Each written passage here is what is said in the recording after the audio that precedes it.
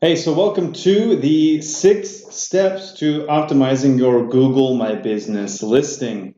We will be getting right into the course and the components of those 6 steps. But first, let's cover a quick summary. If you want to go into just the 6 things and you don't care for the rest, you can go to this timestamp here and you'll find the exact 6 things you need to do. But first, let's go over a quick summary. First, we'll start with what is Google Maps and what it means for your lead generation. And then we will talk about what Google is looking for, what they want. And we'll talk about your competition. And lastly, we will get into the 6 steps to implement for your own business. All right, so Google Maps is a thing that we use every day, and we log in and we search for things that we need, like a hairstylist, clothes, a landscaper, anything, every single thing, your business most likely is on there. And when you search for these things, you get this Maps listing in most of the local services that will pop up. And this is called the 3-pack. So this is the listing that you get, and you're probably quite familiar with it, and you likely want your business to be on that listing. So this Maps pack actually will bring you impressions, and you can track them in Google Maps. So once your business gets onto the Google Maps, you can see how many times it's being viewed by people, how many times people are clicking on the phone, on the website, and how to get directions to your actual location. Google My Business offers direct actions that they can visit the website, they can click on the phone, or they can call, or they can get directions right to the place, which are all huge on a mobile device. And getting on Google Maps is free. So if you're not on it, or you think that your competitor is kicking your butt, then you're missing a huge opportunity. You can see on this screenshot here that this is an example business, and they get about 5,000 actions per month. And this is a retail store. So the biggest and most important things that they receive are the directions, right? But also people calling in, like asking, hey, are you open? Hey, do you have this? Hey, where can I find you? Do you have parking?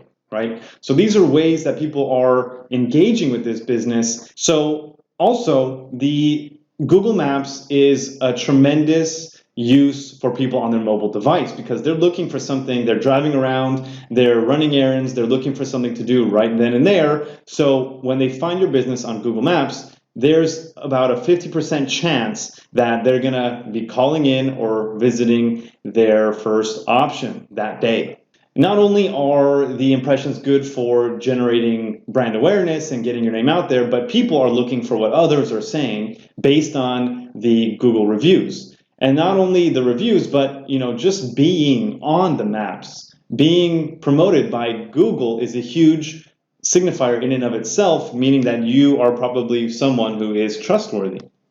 So Google wants their users to trust Google and turn to them for every single thing that they need. This is kind of the widespread dominance that Google has found, and why they are used by 95% of all desktops and mobile devices, because they deliver good results.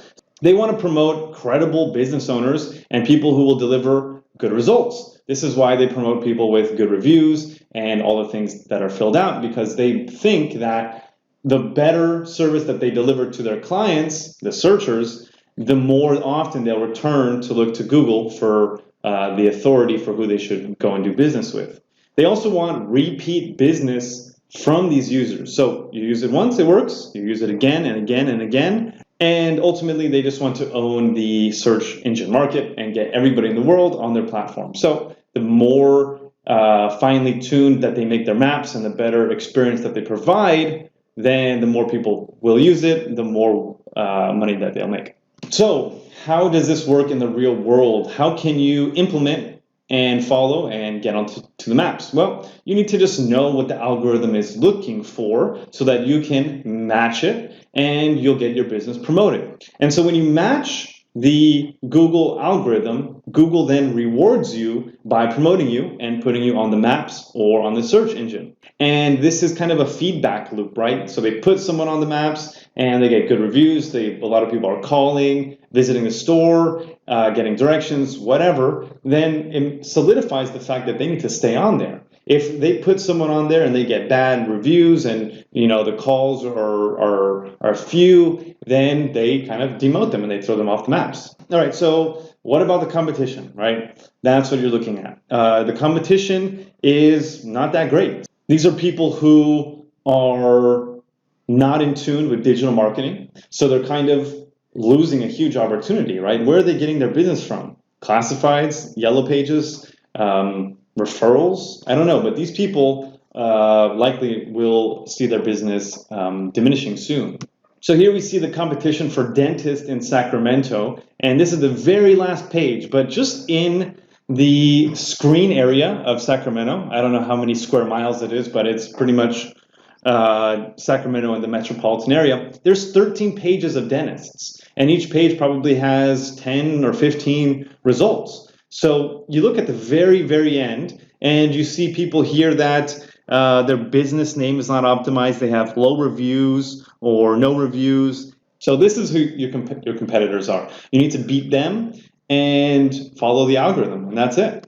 All right, so the 6 steps you need to do. First, claim and verify your listing. Google makes it super easy to search your business name. You can claim it if you're the owner, and if someone already owns it, or if it's kind of, if it's a contentious listing, then you can kind of work with Google and you can get the ownership, but you're going to have to prove who you are regardless, either a phone, pictures, or they'll send a postcard to your mailbox. Next, you want to choose the categories for your business. Now, this is a huge thing that almost nobody really does. They select one category, and then that's it. In this case, we have an HVAC company, and you see here, well, they do HVAC, which is air conditioning and heating, and they do solar, right? So this is 2 or 3 main things, but you can see here that a typical business would say, hey, you know what, I get all my business from air conditioning, so I'm just an air conditioning contractor. They don't search this data field that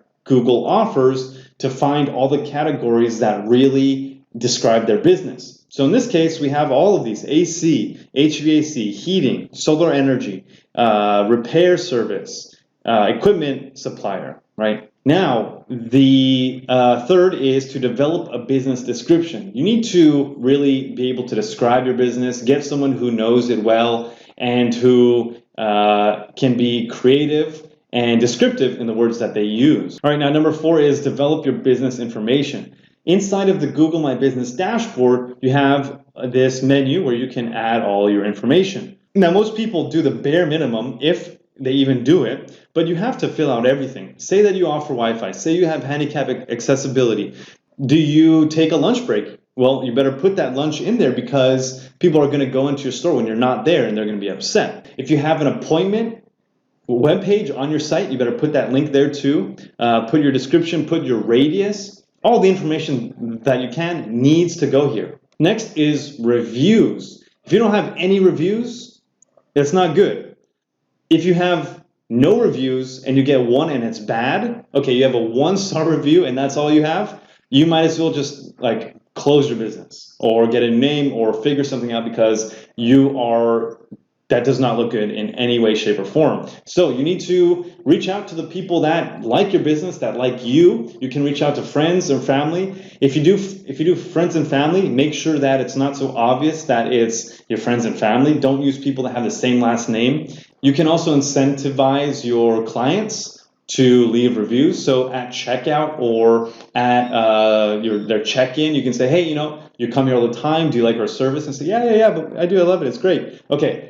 If you leave a review right here, right now, I'll give you 10% off your cleaning or whatever. I'll give you a basket of whatever for free. You can also set up an email autoresponder, which will send a newsletter and updates and news about you, and also ask them for reviews and tell them to leave reviews. That's a very good way also if you have a big email list. All right, 6 is to optimize and add images. So make sure it's optimized. Make sure that the image has geo data, right? This is metadata that's inherently part of the file that has a location and has a title and it has other information like your email, your website, and stuff like this. So when you put that into your GMB listing, it's hidden information that the public will never see, but it's stored inside of the dashboard for Google, and they are looking at that stuff. All right, so this is just a very condensed version of a checklist that we have. You can download it for free. You just need your email, and we'll send it right to you straight away. The checklist has everything a little bit more in depth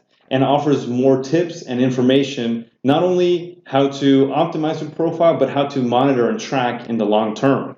And if this is something you absolutely have to do, and you realize the importance of Google My Business, and you know that getting leads is one of the main tenets of every business, then we have our course, Rank Fast in Google Maps, which is a 5-module course, which will go over all the exact components and offer step-by-step instructions for optimizing your profile. Maybe you just want to dive right into it and optimize your business profile and get on the Maps listing. For the step-by-step instructions that the checklist doesn't cover, then you might want to consider our course. Rank Fast in Google Maps is a course that we offer. It's 5 modules, and only the first module talks about what we talked about here. The other 4 modules talk about what you need to do apart from the Google My Business listing and optimizing that in order to really match your web presence with your Google My Business listing. So that course is 5 weeks, it's video, and anyone on your team can implement it, I promise. It's super easy. All right, so that's it for today. This video is done. You can go ahead and implement those 6 things and make sure that you're optimizing your Google My Business profile and pushing your competition off of the Google Maps. All right.